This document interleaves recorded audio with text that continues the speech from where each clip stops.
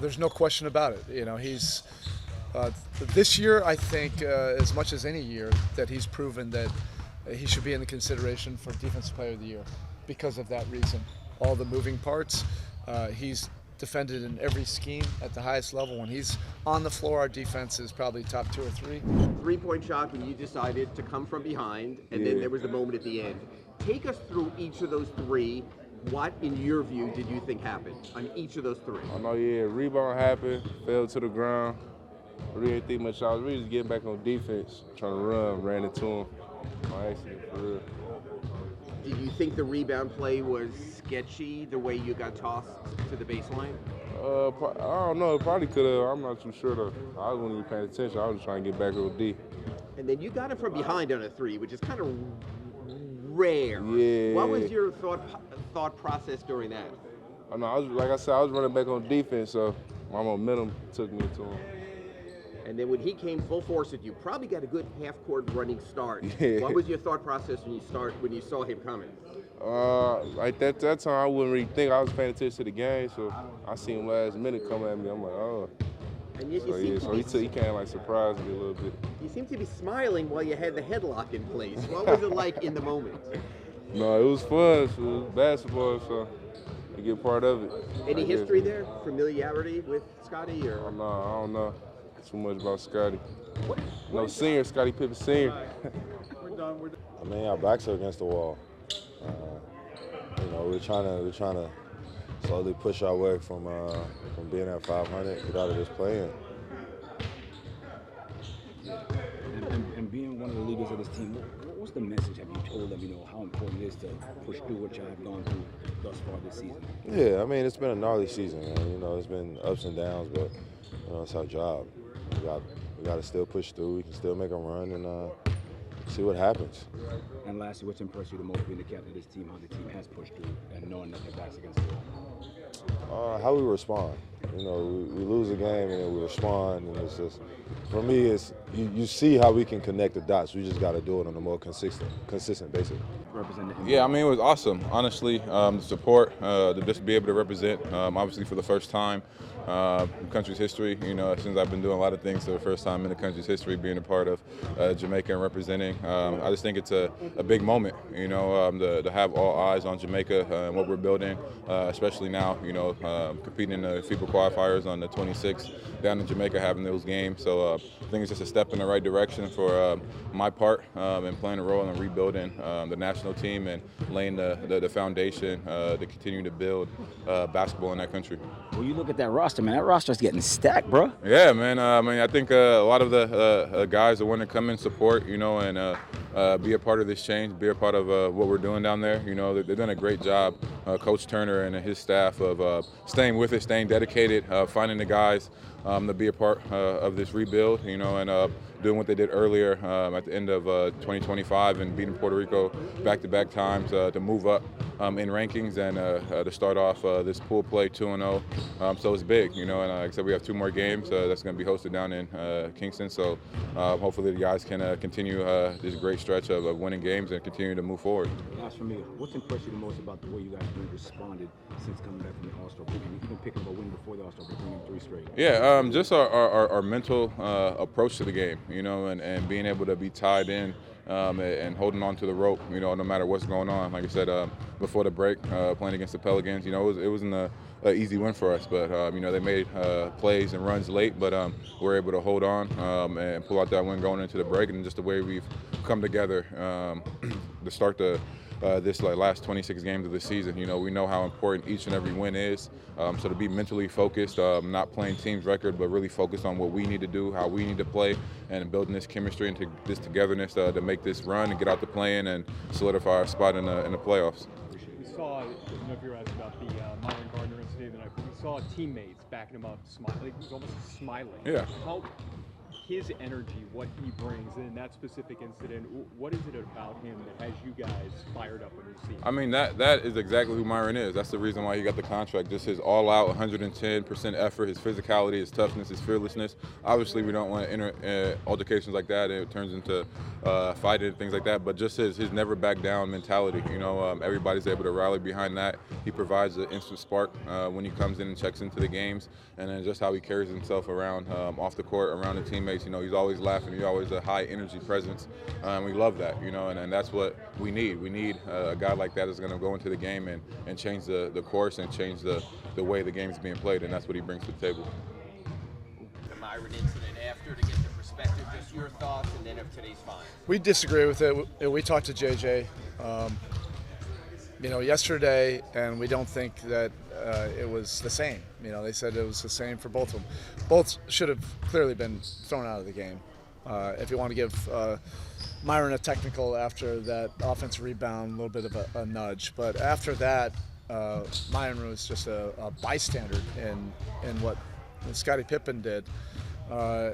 So there should have been a technical thrown out, but he's an easy target. He's a young player. You know, it's easy for the league to make a point on this because it went into the stands.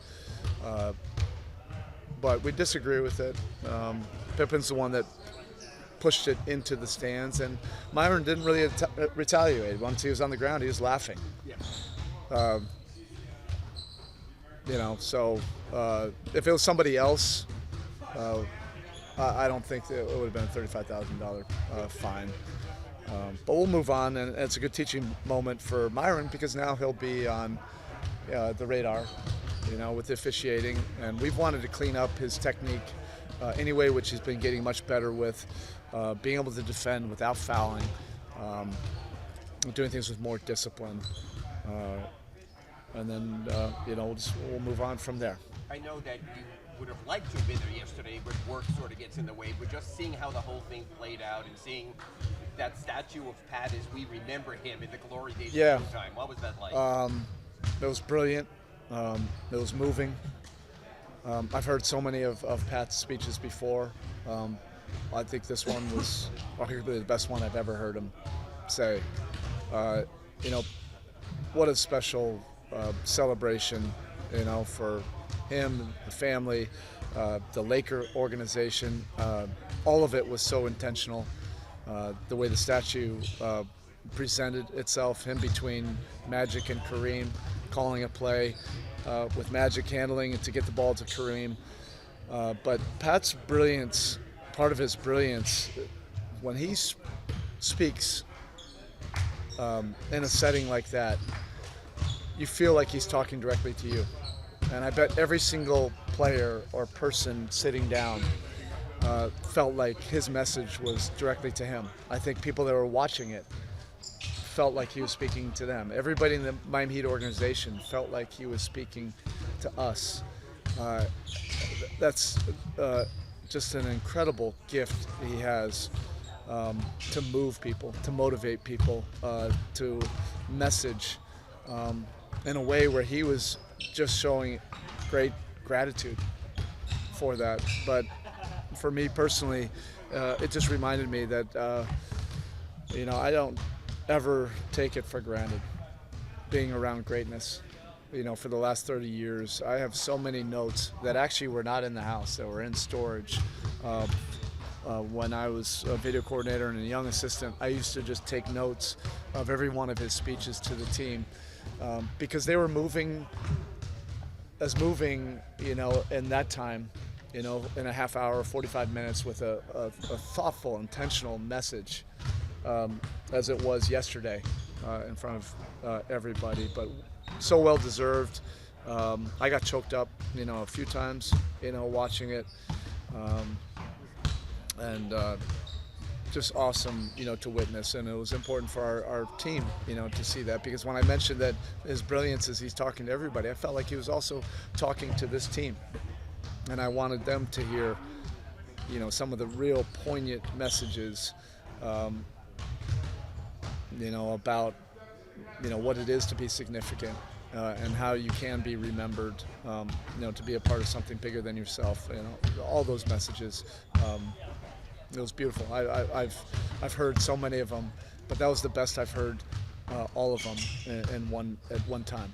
The fact that you guys have top 5 defense through all the different lineups that you guys have gone through this season, how much of that is another example of Bam helping to stabilize things and being that rock? There's no question about it. He's this year, I think, as much as any year, that he's proven that he should be in the consideration for Defensive Player of the Year because of that reason. All the moving parts. He's defended in every scheme at the highest level. When he's on the floor, our defense is probably top 2 or 3. And when he's off the court, it's been a little bit different. But he's allowing us to play multiple schemes, to communicate, our system, to allow all the other guys to really have great defensive years, like Wiggs, D. Mitch, on down the line, Pella. And I think we're 4th now. We were 3rd before the game, so we want to keep on moving up, see if we can, do it more consistently, where it can get to, hopefully 2nd best in the league. OKC is at a super high level, right now, but we want to have that every night where you can bank on it, because our offense is getting better, 2nd in the league in scoring, but there'll be nights where you don't shoot it great, where you're not scoring 140. Where you have to really lean on your defense, and Bam's been a big part of that, and our defense has been trending much better the last 5-6 weeks. I know the rotation is fluid, but just purely when you have all your usage guys available, how does that specifically affect Hyman in terms of his kind of on-off ball balance?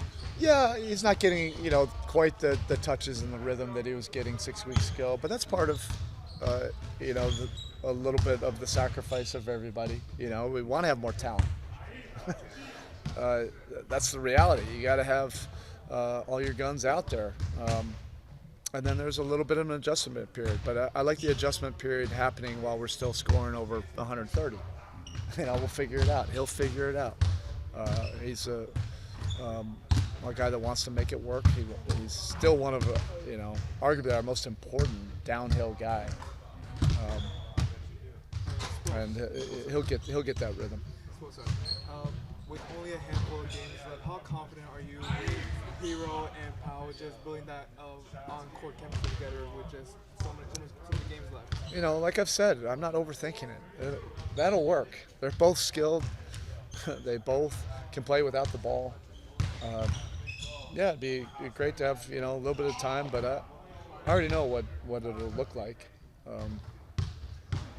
Really, it's a bigger picture of just getting everybody more consistent, to what we're trying to do. Those 2 guys, at the top of their game is going to make us super dynamic.